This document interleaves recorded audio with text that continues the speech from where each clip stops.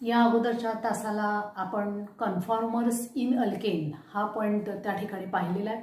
आज आपल्याला त्याच्या पुढचा पॉईंट आपल्याला बघायचा आहे आणि त्याचं नाव आहे प्रिपरेशन मेथड्स ऑफ अल्केन्स.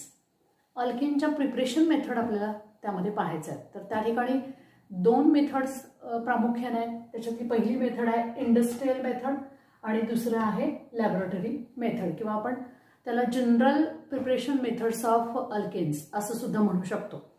तर त्याच्यामध्ये पहिल्यांदा आपण बघूया इंडस्ट्रियल मेथड काय आहे. तर alkanes they are commercially it is prepared from the fractional distillation of crude oil. As we know that the crude oil it is formed by the plants which are dead, and that dead plants they are buried under earth's surface before millions years of ago, and such plants which are buried under the earth crust they are converted into crude oil due to the high temperature and pressure present under the earth's surface. And such a crude oil it is stored in the cavities under the earth's surface which we called as oil wells. And from this crude oil the alkanes they are obtained by fractional distillation in oil refineries. आणि हाच आपला आज अस्तित्वात असणारी commercial स्केलवरती alkane तयार करण्याची method ही crude oil पासून fractional डिस्टिलेशननं alkanes त्या ठिकाणी मिळवले जातात. तर त्या ठिकाणचं असणारे हे जे क्रूड ऑइल जे आहे जे की हजारो वर्षापूर्वी जे झाडं जमिनीमध्ये गाडलेली गेलेली आहे त्यांच्यावरती पृथ्वीचा टेम्परेचर आणि प्रेशर याच्यामुळं परिणाम होऊन त्याचं कन्व्हर्जन क्रूड ऑइलमध्ये झालेलं आहे. आणि अशा या क्रूड ऑइलचा आपल्याला माहिती आहे की तेल विहिरी असतात त्याच्यामधून आपण हे तेल काढतो आणि त्याचं फ्रॅक्शनल डिस्टिलेशन ऑइल रिफायनरीजमध्ये होतं आणि त्याच्यापासून आपल्याला अल्केन्स त्या ठिकाणी मिळत असतात. तर हा पहिला त्याच्यातला इंडस्ट्रियल किंवा आपण त्याला कमर्शियल स्केलवरचा प्रिपरेशन मेथड त्या ठिकाणी म्हणता येईल. दुसरं आहे ती म्हणजे लॅबोरेटरी मेथड किंवा त्यालाच आपण जनरल प्रिपरेशन मेथड असं म्हटलेलं आहे. तर त्याच्यामध्ये प्रामुख्यानं 3 मेथड्स त्या ठिकाणी वापरल्या जातात. तर त्याच्यामध्ये पहिली मेथड आहे from unsaturated hydrocarbons. Unsaturated hydrocarbon पासून अल्केन्स तयार करणं. दुसरी मेथड आहे from alkyl halide that is RX. Alkyl halide पासून अल्केन्स तयार करायची. आणि तिसरी मेथड जी आहे ते decarboxylation of sodium salt of carboxylic acid. अशा या जनरल प्रिपरेशन मेथडमधल्या 3 मेथड्स आहेत. त्याच्यामधली पहिली मेथड आपण या ठिकाणी बघतोय आणि ती म्हणजे फ्रॉम अनसॅच्युरेटेड हायड्रोकार्बन्स. आता अनसॅच्युरेटेड हायड्रोकार्बन म्हटलं की आपल्याला माहिती आहे अनसॅच्युरेटेड कार्बन मध्ये येणारा क्लास कोणता आहे तर अल्किन आणि अल्काइन्स. जर डबल बॉन्ड असेल हायड्रोकार्बन मध्ये तर त्याला आपण अल्किन असं म्हणतो आणि ट्रिपल बॉन्ड प्रेझेंट असेल तर आपण त्याला अल्काइन्स असं म्हणतो. आणि they are together called as unsaturated hydrocarbon आणि त्यांना एकत्रितरित्या आपण अनसॅच्युरेटेड हायड्रोकार्बन असं म्हणतो. त्यांच्यापासून सॅच्युरेटेड हायड्रोकार्बन म्हणजे अल्केन या ठिकाणी तयार करायचे आहे. तर त्याला याच मेथडला दुसरंही नाव आहे बाय कॅटॅलिटिक हायड्रोजनेशन ऑफ अनसॅच्युरेटेड हायड्रोकार्बन. आता याला कॅटॅलिटिक हायड्रोजनेशन का म्हणायचं हे आपण रिॲक्शन बघितल्यानंतर त्या ठिकाणी तुमच्या लक्षात येईल की अनसॅच्युरेटेड हायड्रोकार्बनचं सॅच्युरेटेड हायड्रोकार्बनमध्ये म्हणजेच अल्किन किंवा अल्काइन्सचं कन्व्हर्जन अल्केनमध्ये करणं त्यालाच आपण कॅटॅलिटिक हायड्रोजनेशन ऑफ अनसॅच्युरेटेड हायड्रोकार्बन असं सुद्धा म्हणतो. तर ते का तसं म्हणायचं हे पहिल्यांदा आपण एक्झाम्पल समजून घेऊया आणि मग त्याचं मिनिंग तुम्हाला लक्षात येईल. तर त्यासाठी इथे या ठिकाणी आपण एक्झाम्पल लिहिलेलं आहे CH2 double bond CH2 that is इथिन किंवा त्याला आपण इथिलीन असं म्हणतो प्लस H2 हायड्रोजन गॅस. या ॲरोवरती पहिला आकडा लिहिला आहे platinum or palladium at room temperature. At room temperature म्हणजे ॲट 298 केल्विन 298 केल्विनला म्हणजेच आपल्या रूम टेम्परेचरला we can use platinum or palladium as a catalyst. Platinum palladium हे कॅटलिस्ट आहेत आपल्याला माहिती आहे. ते जेव्हा तुम्ही वापरता तेव्हा ही रिॲक्शन रूम टेम्परेचरला घडते. Otherwise we can use nickel as a catalyst. निकेलचं सुद्धा आपण कॅटलिस्ट म्हणून यूज करू शकतो. But this reaction occurs at higher temperature. That means when we are using nickel as a catalyst, we have to provide heat, and that reaction is carried out at about 523 to 573 Kelvin. या उच्च तापमानाला nickel आपण catalyst म्हणून वापरतो, तेव्हा हा hydrogen जो आहे तो या कार्बन कार्बन डबल बॉन्डला ऍड होतो आणि we get corresponding saturated hydrocarbon, that is alkane is obtained here. That means this hydrogen, here one hydrogen atom from this hydrogen is added to this carbon while second hydrogen atom from hydrogen molecule, it is added to the second carbon of this ethane. Here this carbon carbon double bond, it is removed, it is converted into carbon carbon single bond. So in this way we get CH3 single bond CH3, that is our ethane is obtained. That is this unsaturated, or more properly we can say that this alkene is converted into corresponding saturated hydrocarbon, that is alkane. That is ethene is converted into ethane by addition of hydrogen. Hydrogen gas is added with the help of platinum, palladium or nickel. That is catalyst, we have to use this in this reaction. So this reaction, it is also called as catalytic hydrogenation, because hydrogen gas is directly added to carbon carbon multiple bond in this reaction. So we call this as a catalytic hydrogenation. Similarly, here see, this is the second example. Here acetylene, that is CH triple bond CH, it is treated with a hydrogen gas in presence of platinum, palladium at room temperature or nickel at 523 to 573 Kelvin.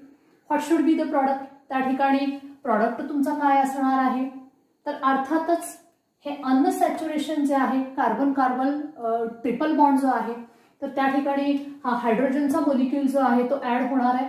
पण या ठिकाणी acetylene मध्ये दोन double bond आहेत, तर एका double bond साठी तुम्हाला हायड्रोजनचा एक मोलिक्यूल लागतो. आता या ठिकाणी दोन डबल बॉन्ड आहेत, म्हणजे आपल्याला या ठिकाणी हायड्रोजनचे दोन मोलिक्यूल त्या ठिकाणी लागतील. त्यामुळे we have to write here twice H2. That means for this double bond we require this first hydrogen molecule, and for this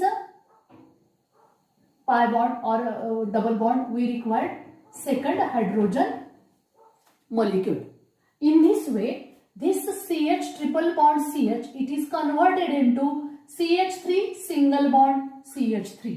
So our expected product is CH3 single bond CH3, that is ethane, is formed in this reaction.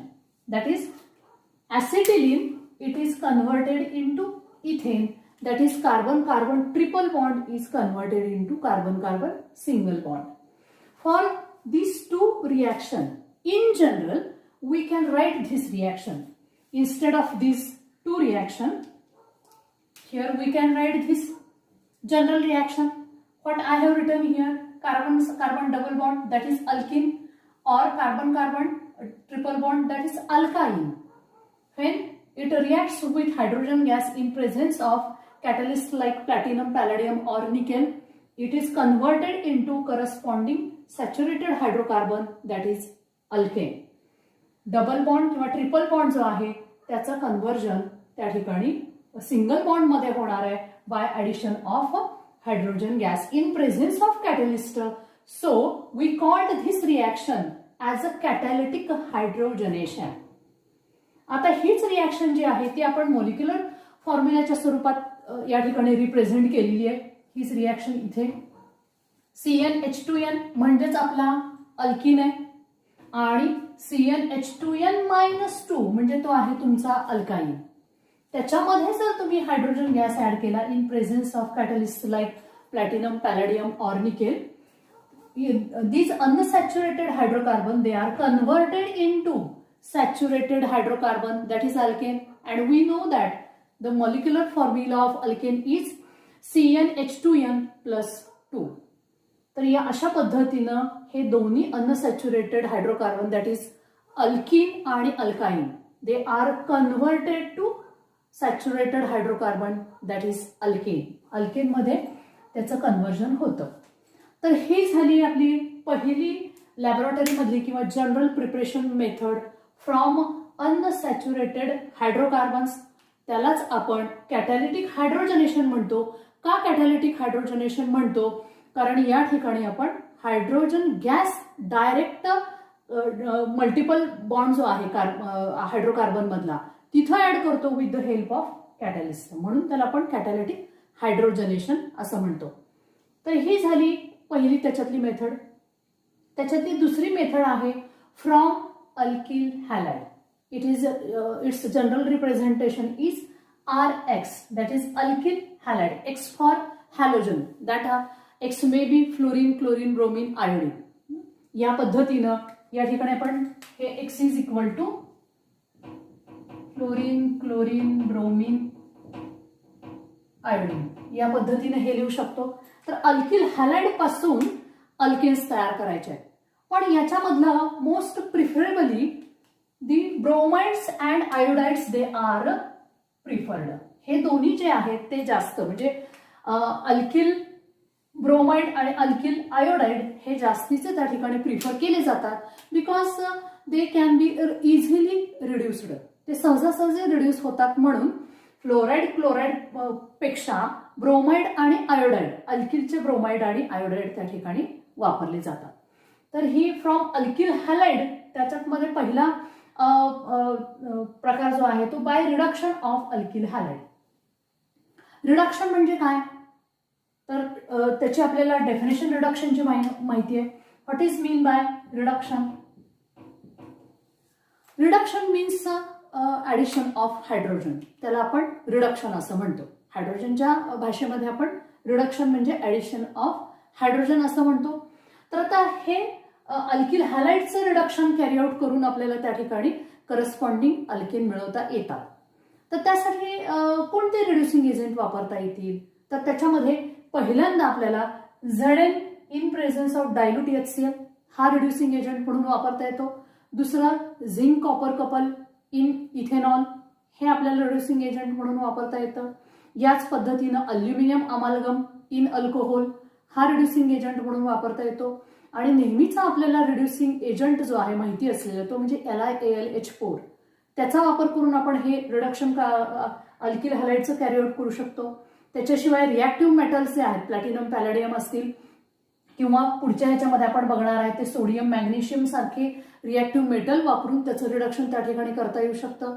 याच्याशिवाय आपल्याला hydrogen iodide in presence of red phosphorus त्याचा वापर करून सुद्धा आपल्याला हे reduction carry out करता येतं. अशा वेगवेगळ्या रिड्युसिंग एजंटचा वापर करून आपल्याला अल्किल हॅलाइडचं रिडक्शन कॅरी आउट करता येतं. And by the reduction of alkyl halide we can get corresponding alkane. त्या ठिकाणी आपल्याला करस्पॉन्डिंग अल्केन मिळत असतात. तर त्याच्यासाठीचं एक्झाम्पल आपण या ठिकाणी बघूया. याच्यात पहिलं एक्झाम्पल दिलंय ते मिथाइल आयोडाइड आहे. तर methyl iodide when it reacts with nascent hydrogen, या ठिकाणी तुम्हाला नेसंट हायड्रोजन दिसतोय.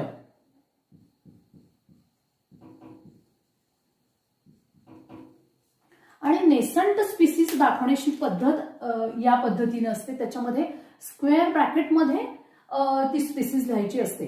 तर हायड्रोजन आपण चौकटी कंसामध्ये याचे दाखवलं, याचा अर्थ हा हायड्रोजन नेसंट आहे. ऑक्सिजन सुद्धा नेसंट ऑक्सिजन आपण याच पद्धतीने दाखवतो. या पद्धतीने आपण स्क्वेअर ब्रॅकेट करतो आणि त्याच्यामध्ये ऑक्सिजन असं दाखवण्याची पद्धत असते. तर हा तुमचा nascent oxygen it is made available by using zinc metal which reacts with dilute HCl to form this nascent hydrogen. या ठिकाणी so we can say that this zinc acts as a reducing agent. हा zinc जो आहे तो reducing agent म्हणून काम करतो. तर कशा पद्धतीनं काम करतो बघा. तर झिंक आणि डायल्यूट HCl याच्यामध्ये पहिल्यांदा रिॲक्शन होते. Zn plus twice HCl it gives ZnCl2 plus twice H. Hydrogen जो आहे तो या पद्धतीनं नेसंट हायड्रोजनच्या स्वरूपामध्ये तो येणार आहे. And this nascent hydrogen it is used for the reduction. म्हणून this zinc acts as a reducing agent here in presence of dilute HCl. dilute HClच्या बरोबर तो या पद्धतीनं रिडक्शनसाठी अवेलेबल असणारा आवश्यक असणारा हायड्रोजन अवेलेबल करून देतो. म्हणून zinc here acts as a reducing agent. तर हा जो नेसंट हायड्रोजन जो आहे तो या ठिकाणी या अल्किल हॅलाइड बरोबर रिॲक्ट होतो and we get corresponding alkane. या ठिकाणी this methyl iodide when it react with nascent hydrogen it converts this methyl iodide into methane plus hydroiodic acid. HI मध्ये त्याचं हायड्रोजन आयोडाइड मध्ये त्याचं रूपांतर होतं. या ठिकाणचा बघा एक हायड्रोजन जो आहे तो या ठिकाणी या मिथिल ग्रुपला ऍड होईल आणि it is converted into methane. आणि दुसरा हायड्रोजन जो आहे तो या आयोडीन बरोबर त्या ठिकाणी ऍड होईल आणि इट फॉर्म्स HI. याच पद्धतीने दुसरं एक्झाम्पल या ठिकाणी दिलेलं आहे ते म्हणजे इथाइल ब्रोमाइड दाखवलेला आहे प्लस नेसंट हायड्रोजन. ॲरोवरती आपण Zn प्लस डायल्यूट HCl दाखवलाय. याच पद्धतीने ही रिॲक्शन होते आणि हा नेसंट हायड्रोजन जो अवेलेबल झालेला आहे तो या ठिकाणी वापरला जातो. And one hydrogen atom is added on ethyl group and it is converted into ethane CH3 and this Br it reacts with second hydrogen atom to form HBr. Hydrogen bromide या ठिकाणी तयार होतं किंवा हायड्रोब्रोमिक ऍसिड आपण त्याला म्हणतो. तर अशा पद्धतीनं या ठिकाणी तुम्हाला corresponding alkane they are obtained from alkyl halide RX. Particularly, just I have told you that particularly bromides and iodides they are more preferred because they are easily reduced. ते सहजासहजी रिड्यूस होतात म्हणून आयोडाइड्स आणि bromide त्या ठिकाणी prefer केले जातात आणि अशा पद्धतीनं त्यांचं रिडक्शन झाल्यानंतर करस्पॉन्डिंग आपल्याला अल्केन त्या ठिकाणी मिळतात. आता हे झाले तुमचे पर्टिक्युलर रिॲक्शन. पण जनरल स्वरूपातली तुम्ही रिॲक्शन लक्षात ठेवायची म्हणजे कोणताही अल्किल हॅलाइड त्या ठिकाणी ठेवून तुम्हाला ती रिॲक्शन करता येते. या दोन्हीसाठी आपण जनरल फॉर्ममध्ये या ठिकाणी रिॲक्शन दिलेली आहे. RX that is our alkyl halide plus nascent hydrogen Zn in presence of dilute HCl it forms RH that is our alkane plus HX that is halo acid is formed. तर अशा पद्धतीनं ही from alkyl halide मधली पहिली reaction that is by reduction of alkyl halide we can convert alkyl halide into corresponding alkane. आता alkyl halide पासूनच आपल्याला alkane तयार करता येतं पण त्याच्यासाठीची ही दुसरी मेथड आहे bye using reactive metals. Bye using reactive metals like sodium असेल मॅग्नेशियम असेल लिथियम असेल किंवा झिंक सारखे रिॲक्टिव्ह मेटल वापरून आपल्याला या ठिकाणी अल्किल हॅलाइडचं कन्व्हर्जन अल्केनमध्ये करता येतं. त्याच्यामध्ये आपण पहिल्यांदा by using reactive metal like sodium ही रिॲक्शन बघूया. This reaction in which sodium metal is used it is also known as Wurtz reaction. त्यालाच यूड्स रिॲक्शन असं सुद्धा म्हटलं जातं because in 1885 the chemist Wurtz he has discovered this reaction. So in the honor of Yudes the reaction is named as Yudes reaction. What is this Yudes reaction? Look at this reaction. या ठिकाणी जर तुम्ही ही reaction बघितली तर या ठिकाणी बघा CH3 bromide methyl bromide plus twice Na plus CH3Br. Methyl ब्रोमाइडचे दोन मॉलिक्यूल त्या ठिकाणी आपल्याला दिसतात. It reacts with sodium metal in presence of dry ether. This is the most important. यूड्सची रिॲक्शन म्हणजेच the reaction of alkyl halide with sodium metal in presence of dry ether. हे लक्षात ठेवायचं. यूड्सची रिॲक्शन म्हणली की त्या ठिकाणी सोडियम मेटल असणार आहे आणि ॲरोवरती तुम्हाला ड्राय इथर लिहावं लागणार आहे. तर ही रिॲक्शन घडते कशी बघा. तर या ठिकाणचा हा ब्रोमीन आणि 2 सोडियम मेटल त्या ठिकाणी ॲटम दिसत आहेत सोडियमचे.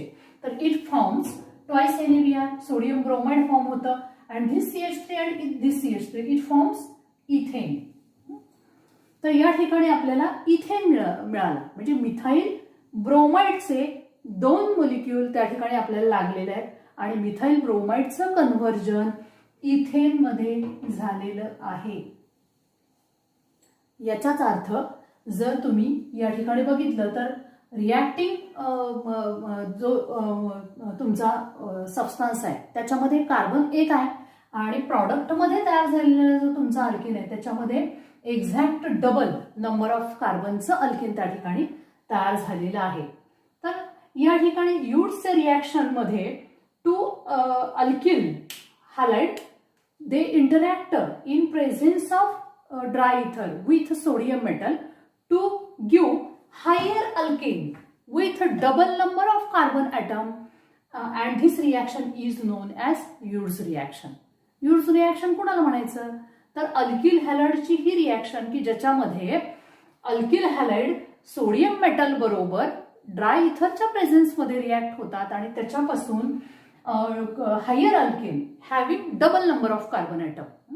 म्हणजे रिॲक्टरमध्ये जेवढ्या नंबर ऑफ कार्बन ॲटम आहेत त्याच्या डबल नंबर इतके कार्बन ॲटम असणारं अल्केन तयार होतं. त्या रिॲक्शनला आपण यूड्स रिॲक्शन असं म्हणतो. आता हे एक्झाम्पल आपण बघितलेलं आहे. आता हेच रिॲक्शन आपण जनरल स्वरूपामध्ये लिहूया. या ठिकाणी हीच रिॲक्शन तुम्ही जनरल स्वरूपामधलीच तुम्ही मुलांनी लक्षात ठेवायची आहे. त्याच्यावरून तुम्हाला कोणत्याही अल्किल हॅलाइडसाठी यूड्सची रिॲक्शन देता येईल. तर या ठिकाणी RX plus twice Na plus RX म्हणजे अल्किल हॅलाइडचे 2 मोलिक्युल्स आपल्याला या ठिकाणी लागणार आहेत. तर या ठिकाणी या पद्धतीनं ट्वाइस NaX तर सोडियम हॅलाइड या ठिकाणी तयार होणार आहे आणि हा RR म्हणजे आपला अल्केन त्या ठिकाणी तयार होणार आहे. तर हा अल्केन जो तयार होणार आहे it is formed with double number of carbon atoms than the reactant. रिॲक्टंटमध्ये जेवढे नंबर ऑफ कार्बन ॲटम आहेत त्याच्या डबल नंबर ऑफ कार्बन ॲटमची संख्या तयार होणाऱ्या अल्केनमध्ये असते. म्हणून याला आपण या मेथडला यूड्स रिॲक्शनला असं सुद्धा म्हटलं जातं की this is the formation of higher alkane with even number of carbon atom. Even number of carbon atom का म्हणायचं कारण या ठिकाणी बघा अल्किल हॅलाइड जो तुमचं स्टार्टिंग रिएजंट आहे त्याच्यामध्ये ऑड नंबरचा अल्किल हॅलाइड असला तरी त्याच्यापासून तयार होणारं अल्केन जे आहे ते इव्हन नंबरचंच असणार आहे. आता या ठिकाणी बघा या अल्किल हॅलाइडमध्ये एकच कार्बन आहे पण तयार होणाऱ्या अल्केनमध्ये मात्र 2 कार्बन आहे म्हणजे इव्हन नंबर आला.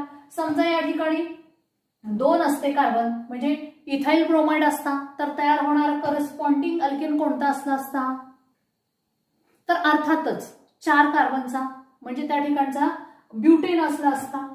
समजा 3 कार्बनचा अल्किल हॅलाइड घेतला असतं तुम्ही म्हणजे ऑड नंबरचा अल्किल हॅलाइड तुमच्या रिॲक्टंटमध्ये आहे पण तयार होणाऱ्या प्रॉडक्टमध्ये मात्र कार्बनची संख्या डबल झाल्यामुळं इव्हन नंबरचाच अल्केन तयार होणार आहे. म्हणून आपण या ठिकाणी पुढे म्हटलेलं आहे बघा alkanes which are produced with even number of carbon atoms म्हणजे इव्हन नंबर कार्बन ॲटम असणारा असाच अल्केन या यूड्स रिॲक्शनमध्ये तयार होत असतो. आपण त्याला higher alkane with even number of carbon atom असं म्हटलेलं आहे. आता then the question arises that what is about odd number of carbon atom. can we prepare the odd number of alkane with odd number of carbon atoms. तर त्या ठिकाणी आपल्याला odd number carbon atom असणारा असं alkane तयार करता येईल का तर yes we can prepare such type of alkane but these alkanes they are very difficult to separate out. ते सेपरेट करणं मात्र अवघड आहे. त्याच्यासाठी आपल्याला एकसारखे 2 अल्किल हॅलाइड न घेता एक ऑड नंबरचा एक इव्हन नंबरचा असं घेऊन आपल्याला ते करता येऊ शकतं पण त्याच्यात तयार झालेला अल्केन जो असतो त्याच्या ते सेपरेट करायला अवघड आहेत. म्हणून this method is particularly or preferably it is used for the preparation of a higher alkane with even number of carbon atom. म्हणून इव्हन नंबर ऑफ कार्बन ॲटमच्याच अल्केनसाठी ही रिॲक्शन त्या ठिकाणी प्रिफर केली जाते. So one more question is that can we prepare methane by using this reaction. यूड्सची reaction वापरून आपल्याला मिथेन तयार करता येईल का फ्रॉम मिथाइल हॅलाइड. याच्यावरती तुम्ही विचार त्या ठिकाणी करायचा आहे. तर त्याचं उत्तर असणार आहे we can't prepare methane by using Wurtz reaction. Wurtz रिॲक्शनचा वापर करून आपल्याला मिथेन तयार करता येत नाही. This is the limitation, we can say the limitation of this Wurtz reaction. Wurtz रिॲक्शनचं हेही लिमिटेशन सांगता येईल. पहिलं लिमिटेशन म्हणजे या रिॲक्शनच्या साह्यानं आपल्याला ऑड नंबर असणारा अल्केन तयार करता येत नाही. आणि दुसरं लिमिटेशन म्हणजे मिथेन या पद्धतीनं आपल्याला तयार करता येत नाही. तर अशा पद्धतीने ही झाली याच्यामधली दुसरी मेथड, ज्याच्यामध्ये आपण रिॲक्टिव्ह मेटल सोडियमचा या ठिकाणी वापर केलेला आहे.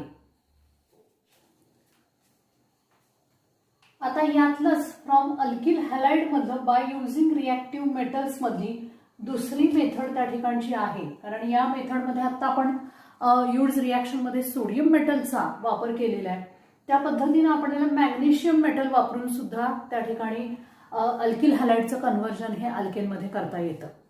तर त्यासाठीची ही रिॲक्शन 2 नंबरची आपण या ठिकाणी बघतोय. By using magnesium metal or by using Grignard reagent. This Grignard reagent, it is also known as RMGX. In short, it is called as RMGX. That is alkyl magnesium halide. This is R for alkyl, magnesium, and X for halogen. That is halide. Shortly, it is called as RMGX reaction. That is Grignard reagent reaction. तर ही reaction काय आहे तर या ठिकाणी आपण जर ही reaction तुम्ही general स्वरूपामधली बघितली तर तुमच्या त्या ठिकाणी लक्षात येईल की this alkyl halide RX it reacts with dry magnesium metal. या ठिकाणी मॅग्नेशियम मेटल दाखवलं आहे in presence of dry ether. This magnesium metal it is added to carbon atom of alkyl halide which holds this halogen item.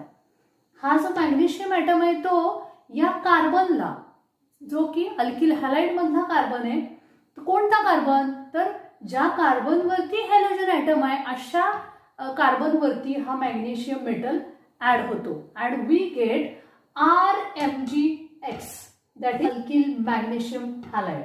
Alkyl magnesium halide. तर this alkyl magnesium halide further on reacting with water, पाण्याबरोबर त्याची reaction केल्यानंतर we get our expected alkane. तर या reaction मध्ये आपण दुसऱ्या स्टेपमध्ये बघतोय हा RMGX जो आहे त्याची रिॲक्शन वॉटर बरोबर केलेली आहे.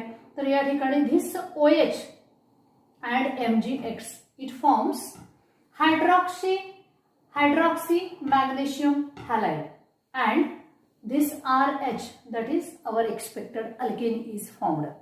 And this reaction is known as Grignard reaction because here we are using this Grignard reagent for the preparation of alkane from alkyl halide. Here this Grignard reagent, it is also known as organometallic compound. Why it is called as organometallic? Because this magnesium metal, it is directly bonded with carbon. Carbon बरोबर तो directly bond झालेला आहे. आणि हा carbon कोणता आहे तर the carbon atom which carries halogen atom, particular that carbon that forms bond with this magnesium metal. So this RMGX it is also called as a organometallic compound. त्याला तर या ठिकाणी आपण ही जनरल स्वरूपाची रिॲक्शन बघितली आहे. तर या ठिकाणी आपण पर्टिक्युलर रिॲक्शन बघूया. Here this methyl magnesium iodide, when it is treated with water in presence of dry ether, it will form CH3 and H from this water it forms methane, CH4 plus OH of this water molecule it forms hydroxy magnesium iodide. आणि त्या ठिकाणी hydroxy magnesium iodide आणि आपला हा methane या ठिकाणी तयार होईल.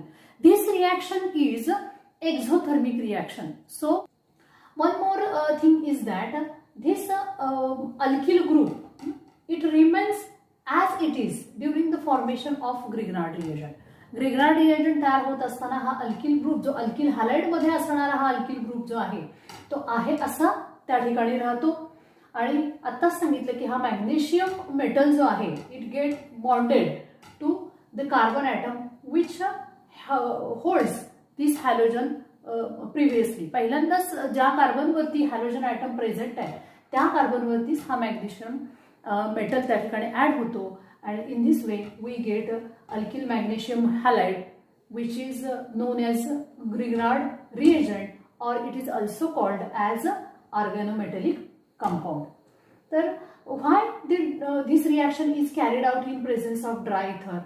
Dry etherच्या presence मध्येच ही reaction carry out केली जाते, because this formed organometallic compound, it has strong affinity about the proton. It suddenly reacts with water. So this reaction is carried out in presence of dry ether. पहिल्यांदा ती dry इथर मध्ये हे या पद्धतीने Grignard reagent तयार केला जातो आणि मग on reaction with water it gives corresponding alkane. त्या ठिकाणी करस्पॉन्डिंग अल्केन आपल्याला मिळत असतं. तर अशा पद्धतीनं ही दुसरी method by using reactive metal like magnesium, यासाठी आपल्याला स्टार्टिंग फ्रॉम अल्किल हॅलाइड पासून आपण अल्केन तयार करतोय. तर ही याच्यामधली ही 2 नंबरची रिएक्शन आपल्याला त्या ठिकाणी सांगता येईल. म्हणजे 1 नंबरची रिएक्शन ही huge reaction in which we are using sodium metal, and in second reaction that is in Grignard reagent we are using magnesium metal. And for both this reaction तर ड्राय इथर ह्या दोन्हीसाठी आपल्याला त्या ठिकाणी रिएक्शनसाठी वापरायचा आहे. यानंतर आपल्याला तिसरी मेथड बघायची आहे, ती म्हणजे by decarboxylation of fatty acid किंवा from sodium salt of fatty acid, किंवा याच रिॲक्शनला आपण पायरोलिसिस और ड्राय डिस्टिलेशन असं सुद्धा म्हणणार आहोत. तर या तिसऱ्या मेथडमध्ये आपण by decarboxylation of fatty acid असं म्हटलेलं आहे. तर पहिल्यांदा आपण what is mean by decarboxylation हे आपल्याला त्या ठिकाणी समजून घ्यायचं आहे. आणि त्याच्यासाठी म्हणून आपण या ठिकाणचं हे एक्झाम्पल आहे ते अगोदर बघूया आणि मग त्याचं मिनिंग समजून घेऊया. तर या ठिकाणी या एक्झाम्पलमध्ये CH3C double bond OONA, that is sodium acetate, because this is the sodium salt of acetic acid which is called as sodium acetate. This anhydrous sodium acetate, when it is heated with soda lime, that is the mixture of NaOH and calcium oxide, it forms corresponding alkane with 1 carbon less plus Na2CO3, that is sodium carbonate is formed. तर या reaction मध्ये जर आपण पाहिलं तर sodium salt of fatty acid हे acid किंवा या ठिकाणचं पर्टिक्युलरली आपण म्हणू शकतो की it is the sodium salt of carboxylic acid. हे कार्बोक्सिलिक ॲसिड कोणतं आहे तर ॲसिटिक ॲसिड आहे. तर हे सोडियम साल्ट कसं तयार झालं तर when this acetic acid it is treated with sodium hydroxide, it is the simple neutralisation reaction. Here we get CH3COONA, that is our starting material, that is sodium salt of carboxylic acid plus water. Here the Na2CO3 is formed.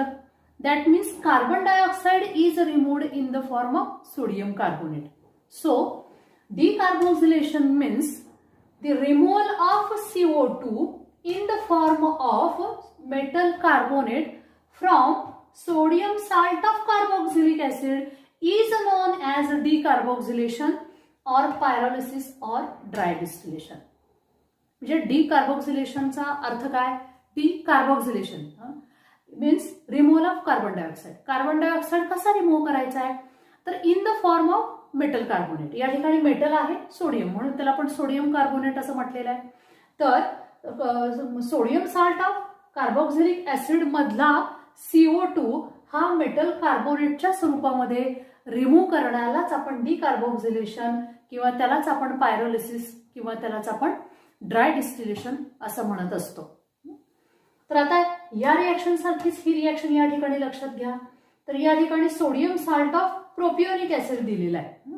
That is sodium propionate when it is fused with soda lime it will form the corresponding alkane, that is ethane, that is CH3, this CH2 and this CH, it will become CH3, that is ethane is formed plus Na2CO3, sodium carbonate is removed, that is carbon dioxide is removed in the form of sodium carbonate.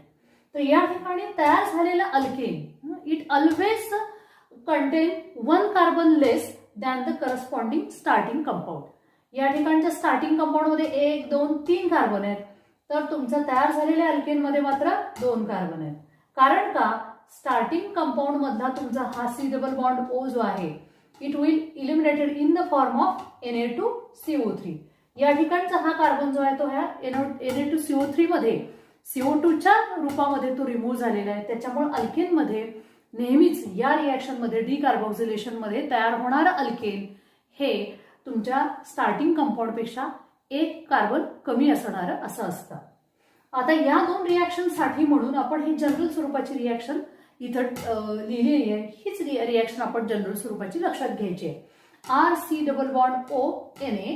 मग या ठिकाणी हा alkyl group कोणताही असू शकतो म्हणून आपण त्याला म्हटलेलं आहे sodium salt of carboxylic acid plus soda lime, it will form RH, that is our expected alkane, plus Na2CO3. तर अशा पद्धतीनं ही जी रिॲक्शन आहे त्याच्यामध्ये आपण sodium salt of carboxylic acid वापरून त्या ठिकाणी करस्पॉन्डिंग अल्केन इज ऑब्टेन्ड. तर ही झाली तिसरी मेथड. आजच्या तासामध्ये आपण प्रिपरेशन मेथड ऑफ अल्केन बघत असताना पहिल्यांदा आपण जी मेथड बघितली ती म्हणजे इंडस्ट्रियल मेथड किंवा लार्ज स्केल प्रिपरेशनची मेथड जी बघितली ती म्हणजे fractional distillation of crude oil. बाकीचे जनरल प्रिपरेशन मेथड जे आहेत त्याच्यामध्ये पहिली आपण बघितली method alkene and alkynes they are converted into alkane. त्याच्यानंतरची मेथड जी आपण बघितली तर त्याच्यामध्ये आपण बघितलं की स्टार्टिंग फ्रॉम अल्किल हॅलाइड. त्याच्यामध्ये पण पहिली मेथड म्हणजे bye reduction of alkyl halide आणि रिडक्शनसाठी आपण वेगवेगळे रिड्युसिंग एजंट बघितले. त्याच्यातला झिंक आणि डायल्यूट HCl हे रिड्युसिंग एजंट वापरून आपण अल्काइल हॅलाइडचं रिडक्शन केलं आणि या पद्धतीनं आपण अल्केन मिळवलेले आहेत. त्याच्यातली दुसरी मेथड म्हणजे by using reactive metals such as sodium and magnesium. सोडियमचा जेव्हा आपण वापर करतो तेव्हा त्या रिॲक्शनला आपण ह्युड्स रिॲक्शन म्हणतो. जेव्हा मॅग्नेशियम सारखा रिॲक्टिव्ह मेटल वापरतो तेव्हा त्याला आपण ग्रिग्नार्ड रिएजंटची रिॲक्शन असं म्हणतो. तर ही झाली दुसरी मेथड. त्यांची वैशिष्ट्ये आपण बघितलेली आहेत आणि by decarboxylation of fatty acid ही आपली 3 नंबरची मेथड त्या ठिकाणी आहे. आता पुढच्या तासाला आपण याच्यानंतरचा पुढचा भाग बघूया.